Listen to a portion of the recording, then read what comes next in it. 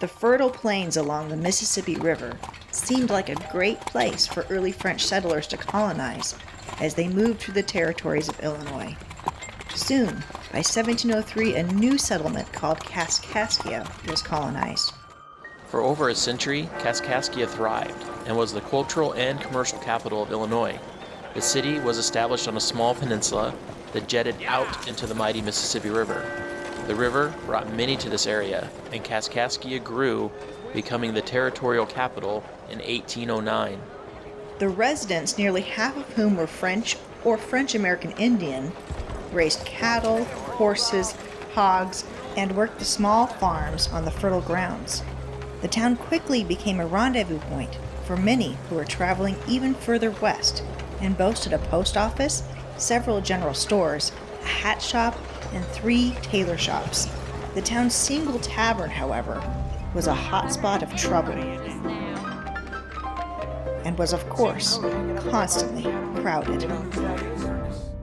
In 1818, Illinois was granted statehood, and soon the capital was moved to Vandalia. Vandalia was more centrally located than Kaskaskia, and the move commenced with some regret, but perhaps with a little bit of providence, as the town was doomed and would soon cease to exist by 1881.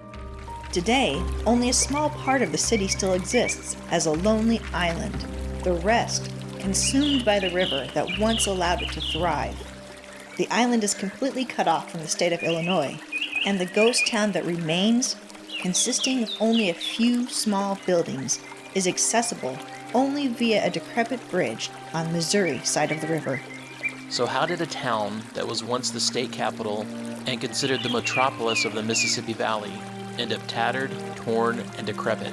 Was its destruction by the river simply nature taking its course? Or was it perhaps, as some believe, a curse?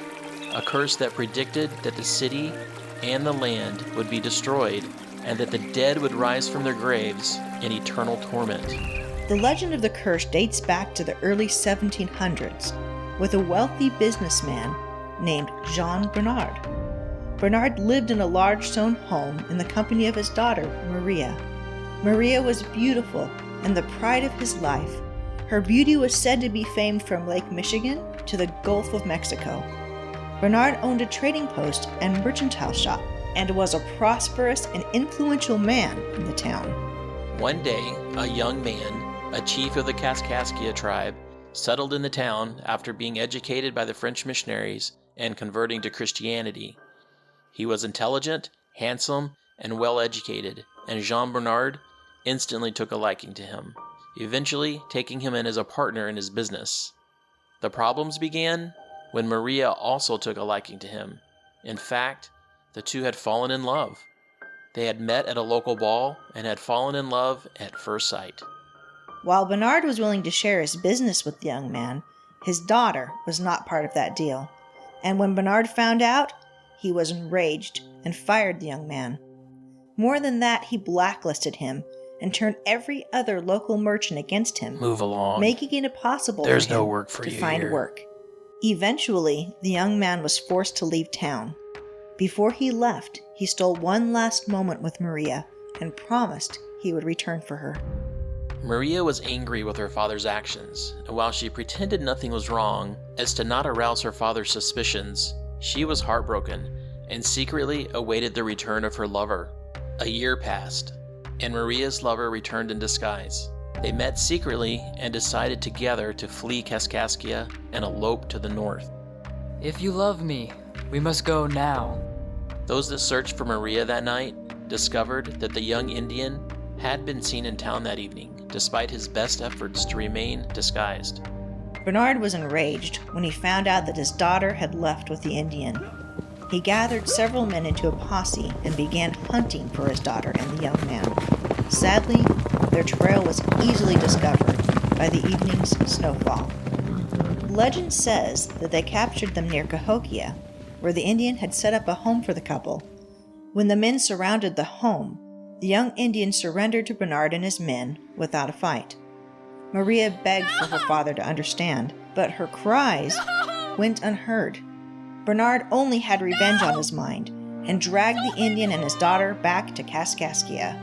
Bernard decided to rid himself of the Indian in the cruelest of ways. He placed his daughter in a convent and took the young man to the banks of the Mississippi with the intent of tying him to a log and throwing him in. The Indian was silent as the men grabbed him and bound him to a log.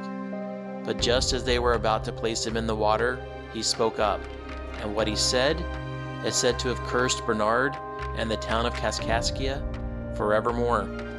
Speaking directly to Bernard, he said,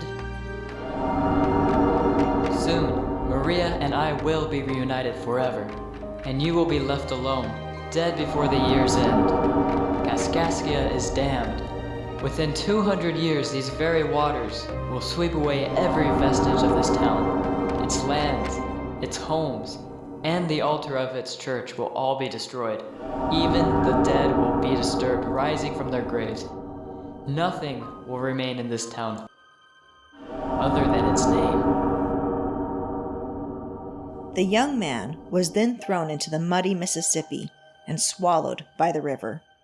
He was silenced, but the curse he left behind extracted its revenge with devout prophetic exactness. Maria, distraught over her lover's fate, refused to leave the convent or eat, and soon died, joining her lover on the other side. Bernard was left alone and within a year was dead himself, shot in 1712 in a duel by a man he accused of cheating him in a business deal. The river then exacted the curse on the town. The channels shifted and flooded the peninsula over and over again. And by 1881, Kaskaskia was completely cut off from the mainland.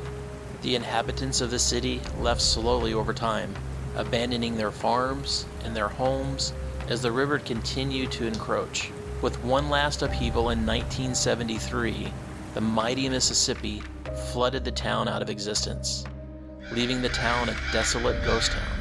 This same flood destroyed the town's church and its altar. It also caused the caskets in the town's cemetery to erupt from the ground and float down the river.